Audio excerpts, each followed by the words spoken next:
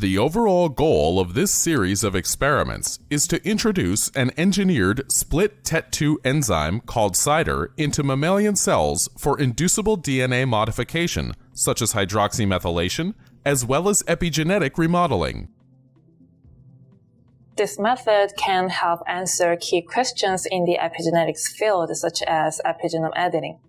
The main advantage of this technique is that the engineered split TET2 enzyme allows temporal control of 5-methylcytosine oxidation and subsequent remodeling of epigenetic states in mammalian cells with chemical additives.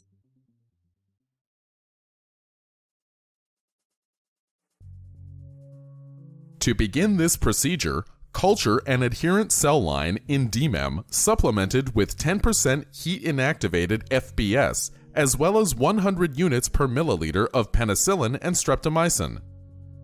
Incubate the cells at 37 degrees Celsius with 5% CO2.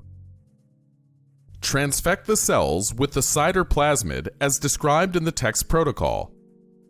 Then, incubate the cells overnight at 37 degrees Celsius. The following day, replace the transfection reagent containing media with fresh, complete DMEM. To chemically induce the cells, add 20 microliters of diluted rapamycin to the transfected cells maintained in 2 milliliters of medium to reach a final concentration of 200 nanomolar.